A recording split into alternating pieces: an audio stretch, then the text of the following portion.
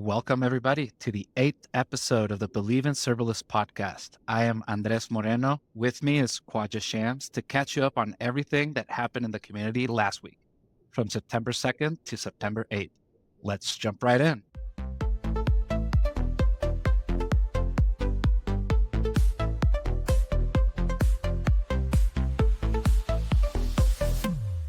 Today's episode is brought to you by Momento, the cutting-edge platform redefining real-time data management. Whether you're building high-performance gaming apps, media platforms, or enterprise-grade solutions, Momento has you covered with its ultra-fast, reliable services that scale effortlessly with your needs.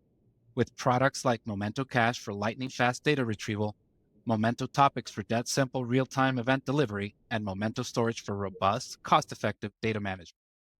You're not just keeping up with the competition, you're leading the charge. Ready to experience the future of real-time data? Join the top global enterprises and head over to gomomento.com to learn more and start for free. Momento, because in the world of real-time, every millisecond counts. Cool. Welcome, Khwaja. How are you doing?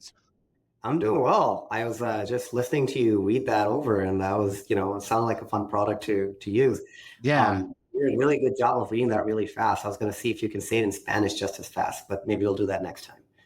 I haven't done a lot of translations, live translations anymore, but at some point, like 5 years ago, I would do like read and translate on the spot. It's tough. So yeah, you obviously know a little bit about Momento. Happy to have you here.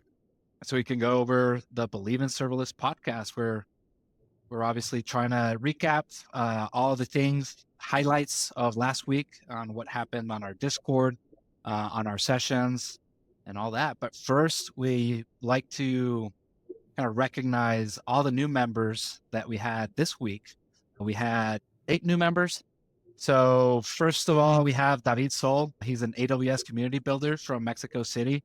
I've personally been able to meet David. He's such a good person and very active in the community. We got Kian Lee, co-founder at DBoss, a serverless platform that simplifies backend development. I'm definitely going to have to take that one for a spin. We got AG Infer, Nilesh Agarwal, DevHawk, and Zain. Hope I'm pronouncing these correctly. These are Discord handles, so you have to usually try and find a good way to say these. It's always exciting to see the community just growing every single week. And, we're at 881, so that's 119 short of the Ben Pyle 1,000 member goal, which I think we'll hit pretty fast. Definitely before reInvent. Yeah, that's the goal, trying to get to that 1K major milestone. So hopefully we start reaching more people. But yeah, week after week, we keep getting new people, new engagements. You can see the intros channel, just people from different parts of the industry. So that's always exciting. Different parts of the industry, different parts of the world. I see people inviting their friends over. That's always exciting. And it's not just serverless zealots, which is also exciting. Like we see people coming in talking about Kubernetes and different things that you might think are at odds with serverless, but they're really not. And I really love how inclusive the community is and how open some of the discussions are here so far. Yeah, it's to note that it's not serverless only, right? There's other technologies that complement serverless very well. So we have sessions around all of these and how you can use it, how people use them. Then you can see how you can use them. So it's always pretty cool. Let's start going over the community highlights. So these are just conversations and things that happen within the community. So first of all, there was the announcement where we had 6 new AWS heroes announced, 2 of them being serverless heroes, right? They're actually part of this community. So I really want to congratulate Demi Dalquist and Lee Gilmore, very active community members that contribute a lot. So we appreciate all that you've done for the community and keep doing. Yeah, so big milestones for people, right? And it's people that are actually producing a lot of content and things that help me in my everyday life as a technical engineer. Cool. So one of the conversations that was brought up was by Benjamin Pyle on Grammarly SDK being deprecated, right? I use code spelling tools when I'm writing articles. I write them in Markdown, so I use VS Code. So this is a big loss as far as tooling and extensions you can run, at least in VS Code. Um, yeah. Do how do you write your content? I know you publish a lot of blog posts, a lot of hefty blog posts for Memento. Do you write those with VS Code, or where are you No, I writing those? guess I'm not as I'm gonna have to give up my my technical credibility. I write blogs in Google Doc and then I shift them over. But I just really enjoy using Google Doc because of the collaborative aspects of it. Yeah. And yes, I could like commit from GitHub, coming from VS Code to GitHub and so forth. But I like that real time interactivity. I like the comment capabilities and so forth, and iterating back and forth. Because one of the things that I do in my blogs is I write and then I identify what parts are just absolutely not needed and try to compress it down to a much smaller blog as well to make it easier for people to digest. And for that, sometimes I need more collaboration and more people telling me that, yeah, this part is superfluous. Yep. So yeah, and obviously Google Docs does it. Well, you can send your document to Grammarly, but that's in a completely different interface, right? So not in a coding ability. But Ben actually had a suggestion on a tool that is supported both in VS Code and Vim. If you know Ben, he's very into NeoVim and all that. So this was the extension that was keeping him in the VS Code ecosystem. So I think we've lost him, but he suggested LTeX that he uses. I haven't tried that one. I use one it's called Code Spell Checker. That's just in VS Code. It has millions and millions of downloads, so it's working fine. If you know, my background is English as a second language, so I'll usually makes fun of me because I write weird words and stuff. When I have him usually proofread some things, and he's like, "Yeah, this doesn't exist." So having a spell checker and word checker is very, very cool. And more if you're using Markdown, if you're using Hugo and stuff like that, it's very helpful. So on the next topic, we have Jeremy, otherwise known as Jedberg on Discord. He joined us last week on the Discord, but he mentioned this week that he was the first person to ever use AWS Lambda outside of Amazon. And talking a little bit with you before recording, you mentioned you actually know him. So Yeah, tell us a little bit about that. I'm a huge fan of Jeremy, and I was going to have a contest with him. I was going to have a little bit of a contention of him being the first one to try Lambda as the first person to try Lambda. I think I used it before him because back when it was called Simple Compute Service out of the S3 team, but it wasn't the type of what Lambda turned out to be. Initially, Lambda was supposed to be just a tool to let you do inline processing of images that you're downloading from S3. But Jeremy is actually really, really cool. He was the first employee. He was the first engineer hired at Reddit, and he built the SRE team at Netflix, and he was also at Amazon for a while, during which, and back before that, he was a AWS hero as well before he joined Amazon. Jeremy just started as the CEO of an amazing company called DBOS. It is founded by Michael Stonebreaker, who is basically one of the core authors of Postgres. And the idea behind DBOS is, well, why do you need a database and a web server, and you got to keep everything intact, and you got to run your, you got all these deployments to do, and then, it becomes really, really hard to write things that are transactionally accurate. So what if you were able to compress all of that inside of one primitive? So can you write, TypeScript and just run it inside the Postgres database, so you just have one thing that you are running, make it ridiculously fast, make it scale, and make it really, really correct without having to deal with race conditions that come forth in a system like that. So I'm pretty excited about DBOS. So, it's coming together. I'm excited that Jeremy's joining our Discord community, and that DBOS is going to be contributing more to it. Yeah, and we had Kian Lee join us this week, which he's Oh, the code. co-founder at DVOS. So getting some people from that company and serverless focus. So pretty cool, sir, to keep growing, right? Yeah, the other thing I really like about this is, serverless gets a lot of slack for is it enterprise ready or not? And is it just meant for toy projects? And I look at companies like DBOS, they're meant for serious applications where correctness really, really matters and ridiculously low latencies really, really matter. So from that perspective, it's always refreshing to see, people who are more serious from the ground up, entering and identifying themselves in the serverless ecosystem. Sweet. And yeah, thanks for all the history there with Jeremy. You never know all that a person has gone through and their technical history. So that's awesome. I can't remember who brought this up, but asking about what metrics are important with event-driven systems, right? And some people in the community chimed in where they track consumed message counts, consumed message bytes, processing time for messages, time to last subscribers, distribution, and approximate age of oldest messages. You obviously know and have quite a bit of knowledge in the event-driven systems.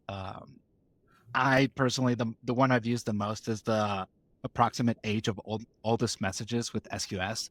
So if I have a big conversion or long processing things, I need to keep track of how many messages are being slowed down or are staying in the queue to make sure I'm still processing. So I need to boost something up, or if it's processing with something, I need to manually scale. All right. There's sometimes, obviously that's not serverless, but sometimes you have to deal with those systems. So how to deal with those, that's a good metric for me to keep track of those. But what do you have there?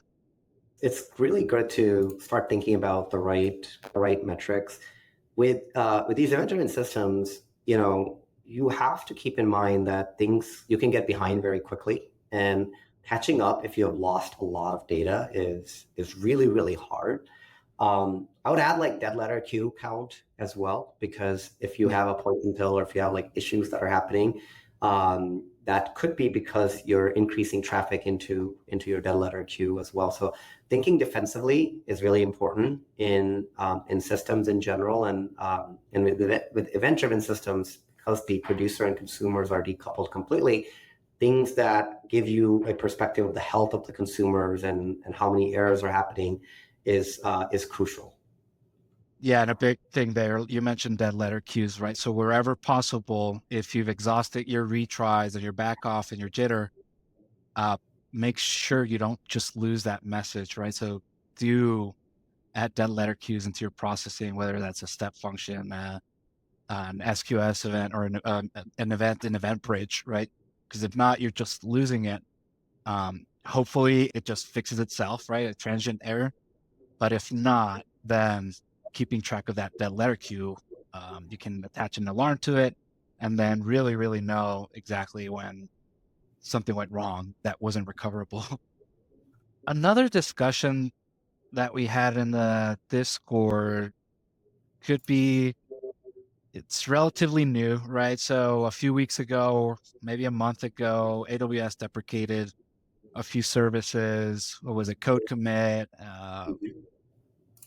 cloud search, blanking out on the rest, but like 5 services. Mhm. Um, and Benjamin was bringing up if there is maybe some hesitance right now to start using like a new, just relatively new AWS service, or that doesn't seem to be used a lot. And I quote Ben here: "I find trying fringe products at this point frustrating. I'd rather try a product by a company solely building that value." Right. So we've talked about this in several sessions and previous podcast episodes, where we're starting to see these other companies just build focus products, right? Around, I mean, we got caching and async communication. Then we see like a Neon database with relational databases and purely focused on that, and several things. So how do you see this going? What's your opinion around all this? I think I'm actually excited that AWS is deprecating some services for one thing, it's way too hard for me to keep track of all the services. So a little bit of top grading on the services and deciding which ones are in versus not is important. The other reason why I think it's important to deprecate these services is, you know, what's the alternative? If you have a service that's not growing, the team can just stop investing in it and just keep it on, keep the lights on mode. And as customers, it's much more beneficial if I know that I shouldn't be putting my eggs in these baskets, right? Like, or, you know, and it tells me, it's a really good hint right away that there is something different that I should be kind of evaluating. And I look at some of the services that are deprecated, and for most of them, I'm not going to shed tears on it. Like Cloud Search got deprecated. You have Open Search. There's Elastic. It's a well-served market. I saw your episode with Alan recently. Like, you know, it's a solved problem, and Cloud Search really wasn't doing much for the world. Yep. Snowmobile getting deprecated. Like, sure, I wasn't going to use it. And as cool as it is to see an 18-wheeler filled with, you know, hard drives, my life isn't really impacted. And Work Docs, same thing, right? Like, I like Google Docs, and I'm glad that that Amazon isn't investigating. The one that like does impact me a little bit more is QLDB, and not because I use QLDB per se, but I was pretty excited about the initial vision for QLDB and what it could have become.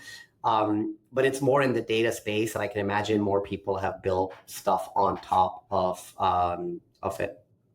Other services, like last year, they deprecated Deep Lens, and cool, I can't do a hackathon anymore. It's okay. Yeah, and I think the one that impacted people the most is code commit.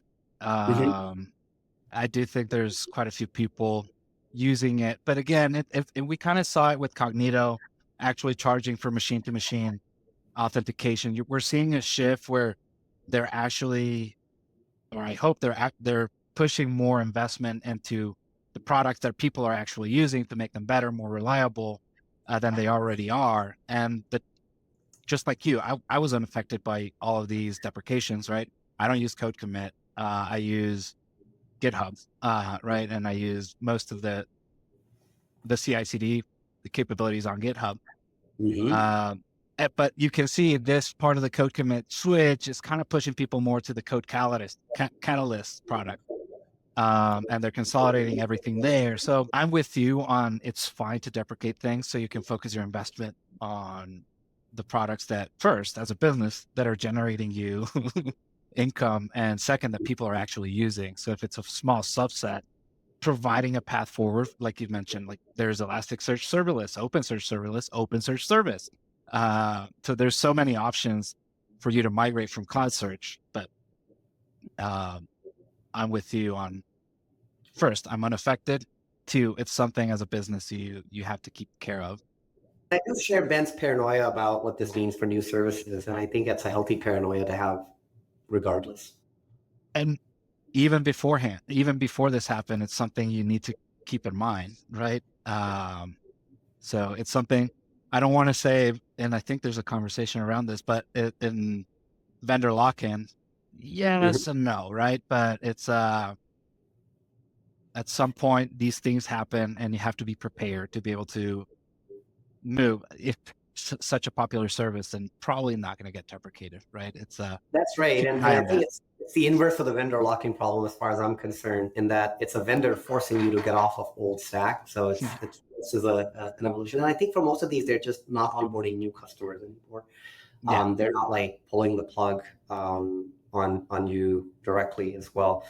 But you know, I mean, I don't think like Lambda or Dynamo are getting deprecated. They are, you know, good services, and you should be on them. And if they ever become out of date and obsolete, then maybe it's good that Amazon will kick us off of you know, services like that.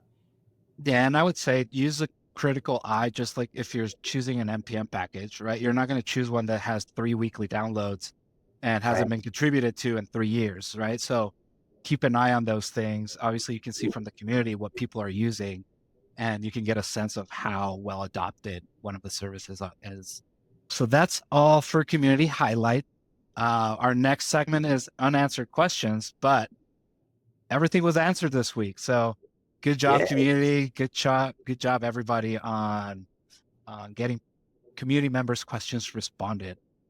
So That's my love it. favorite part about this community. People just come in, they ask questions, and we have unfiltered, unbiased discussions on any topic related to technology. And it's like you said, it's honest responses from your experience, right? And there's no battling. That's what I love about this. It's people are accepting of each other's opinions, right? And that's that's good, right? It's like, and you can mix opinions, right, and create another one. So uh yeah, I love it too. So we jump to our next segment, which is some key points on our live streams. The first one we have is from Danielle's talk around rethinking serverless. So let me play the clip and then we'll talk about it. Some people see vendor lock-in. Other people like me see a rich and well-integrated ecosystem of products and integrations that makes solving business problems so much easier. To jump back to maybe a consumer example, like if you're thinking about the Apple ecosystem or the Windows ecosystem, Apple can be great because, your iPad, your phone, your watch, they're all built to work together. You don't really have to think about it. But one person's great, well-integrated ecosystem could be another person's, lock-in. I want to go beyond what Apple allows me to do. So it really is a trade-off. What are your thoughts? I know it's been a conversation for the years on vendor lock-in, and with the move to cloud providers and all that, a lot of people start worrying. It's like, I'm locked in, and they try to build all these abstractions to be able to easily move between cloud providers and stuff like that. What's your experience or your thoughts on this? I think we should think as technologists and not as business continuity, process-oriented questions. If you're a good technologist, you'll build your ecosystem in a way that is resilient and can move to a different provider if need be. And it's one of those topics that's just so easy to bike shed on. And it's not necessarily productive. Like, so much time gets wasted talking about vendor lock-in that could just be going towards building a kick-ass product to help your customers. And if you're focused on that, you're going to build great products, and then you can move vendors. Like, if you have business success, you can move cloud providers. Like, there's great examples of that. There's like Snap is a great example of that. They were built entirely on the Google ecosystem, and now they go across. They have a deal with Amazon as well. So, but if they weren't successful, and if they spent all their time worrying about vendor lock-in at first instead of building a great application, that conversation would have been relevant anyway. So I think people should focus on great business outcomes and good technological decisions instead of, diving too much into some of these distractions.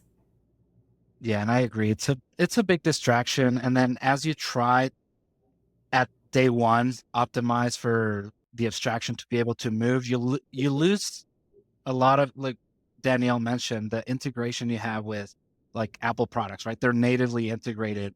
I can open the little cap on my AirPods and my phone's going to pop open and say, hey, do you want to connect?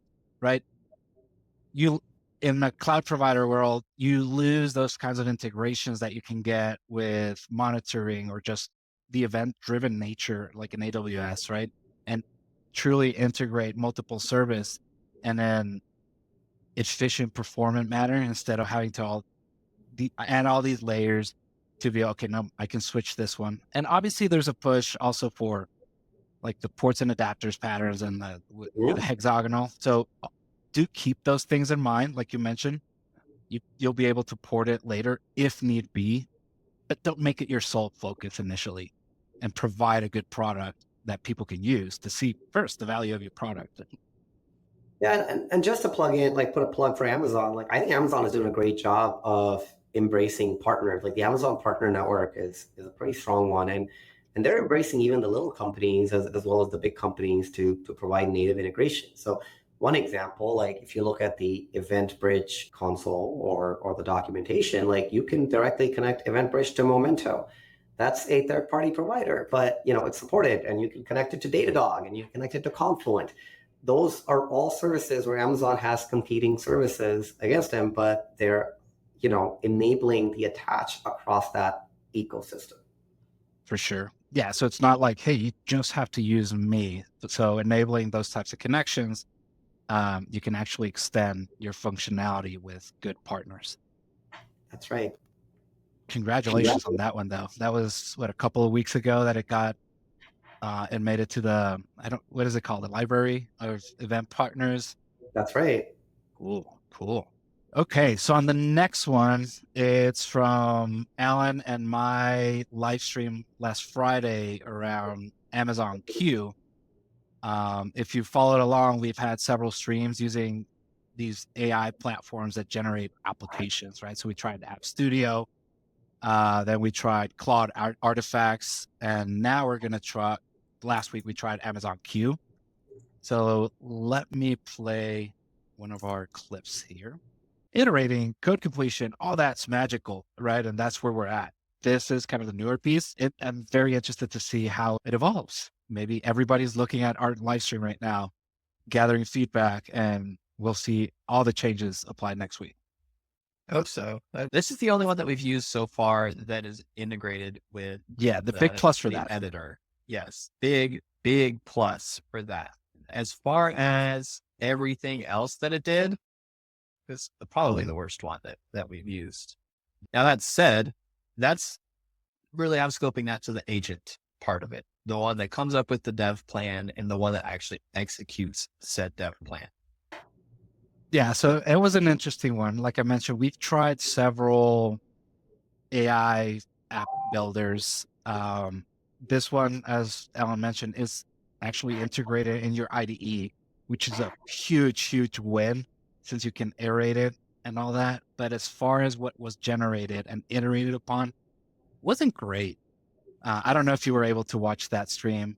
I did. I always love the unfiltered, commentary that you guys have, and I think it's good for the teams to watch, even if the commentary is not always completely flattering. My favorite part, I mean, it's less about the content, but just the promotion, the cue that you guys made in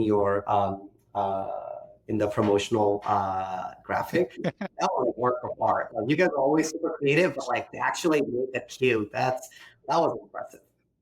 Yeah, that one, it was Alan's idea. I was like, I don't know about that one. And then I tried it myself and I collapsed 2 pictures of me doing a queue. I was like, okay, yeah, let's do it.